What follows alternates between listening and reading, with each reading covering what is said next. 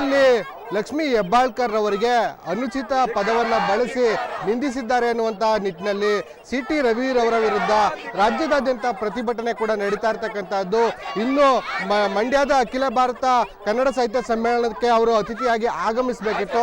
ಅವರ ಆಗಮನವನ್ನು ವಿರೋಧಿಸಿ ಮಂಡ್ಯದ ವಿವಿಧ ಜನಪರ ಸಂಘಟನೆಗಳು ಇವಾಗ ಸಾಹಿತ್ಯ ಸಮ್ಮೇಳನದ ಮುಖ್ಯ ವೇದಿಕೆ ಮುಂಭಾಗ ಗೋ ಬ್ಯಾಕ್ ಸಿ.ಟಿ. ರವಿ ಅನ್ನುವಂತಹ ಘೋಷಣೆಗಳನ್ನು ಕೂಗುತ್ತಾ ಅವರ ಒಂದು ಆಗಮನ ಏನಿದೆ ಇಲ್ಲಿಗೆ ಅದನ್ನು ವಿರೋಧಿಸಿ ಪ್ರತಿಭಟನೆಯನ್ನು ಕೂಡ ನಡೆಸ್ತಾ ಇದ್ದಾರೆ. ನೀವೀಗ ದೃಶ್ಯಗಳಲ್ಲಿ ಗಮನಿಸ್ತಾ ಇರ್ತಕ್ಕಂಥದ್ದು ಸಿ.ಟಿ. ರವಿರವರ ವಿರುದ್ಧ ಸಾಕಷ್ಟು ಘೋಷಣೆಗಳನ್ನು ಕೂಗೋದ್ರ ಮೂಲಕ ಆಕ್ರೋಶವನ್ನು ವ್ಯಕ್ತಪಡಿಸ್ತಾ ಇದ್ದಾರೆ. ಅವ್ರು ಹಿಡಿದಿರ್ತಕ್ಕಂತಹ ಪ್ಲಕಾರ್ಡ್ಗಳನ್ನು ಕೂಡ ನೀವು ಗಮನಿಸ್ತಾ ಇರ್ಬೋದು. ಮಹಿಳಾ ವಿರೋಧಿ ಸಿ.ಟಿ. ರವಿ ಗೋ ಬ್ಯಾಕ್ ಅನ್ನುವಂತಹ ಪ್ಲಕಾರ್ಡ್ಗಳನ್ನು ಹಿಡ್ಕೊಂಡು ಅವರು ಸಾಕಷ್ಟು ಆಕ್ರೋಶಗಳನ್ನು ವ್ಯಕ್ತಪಡಿಸ್ತಾ ಇರ್ತಕ್ಕಂಥದ್ದು. ಸಿ.ಟಿ. ರವಿರವರ ಒಂದು ನಾಲಿಗೆ ಇದೆ, ನಾಲಿಗೆಗೆ ಹಿಡಿತಾ ಇಲ್ಲ ಅನ್ನುವಂತಹ ವಿಚಾರಗಳನ್ನು ಅವರು ಘೋಷಣೆಗಳ ಮೂಲಕ ವ್ಯಕ್ತಪಡಿಸ್ತಾ ಇರ್ತಕ್ಕಂಥದ್ದು.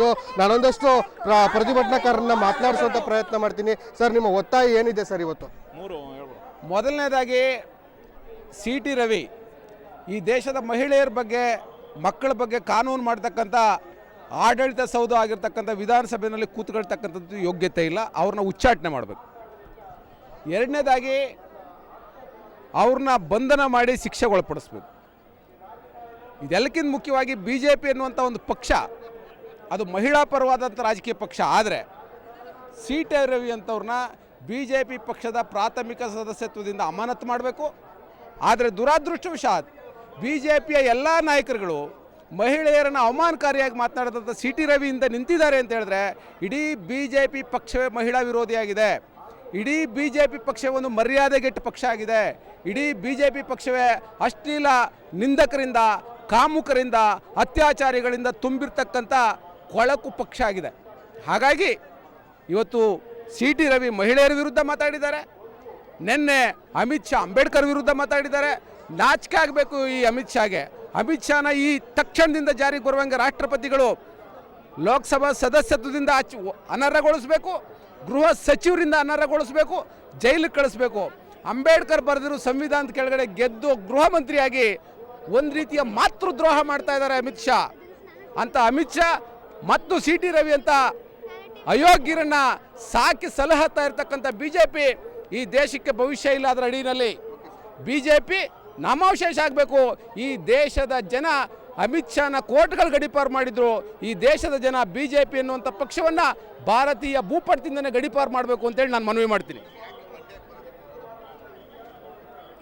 ಸಿ ರವಿ ಅವರು ನಿನ್ನೆ ಸದನದೊಳಗಡೆ ಲಕ್ಷ್ಮೀ ಹೆಬ್ಬಾಳ್ಕರ್ ಬಗ್ಗೆ ಅವಹೇಳನಕಾರಿಯಾಗಿ ಮಾತನಾಡಿದ್ದಾರೆ. ಹೆಣ್ಣು ಮಕ್ಕಳ ಬಗ್ಗೆ ಅಗೌರವವಾಗಿ ಮಾತನಾಡಿರ್ತಕ್ಕಂಥ ಸಿ.ಟಿ. ರವಿನನ್ನು ಮಂಡ್ಯ ಜಿಲ್ಲೆ ಹೆಣ್ಣು ಮಕ್ಕಳು ಯಾವುದೇ ಕಾರಣಕ್ಕೂ ಮಂಡ್ಯಕ್ಕೆ ಬರಲಿಕ್ಕೆ ನಾವು ಯಾವುದೇ ಕಾರಣಕ್ಕೂ ಬಿಡಲ್ಲ.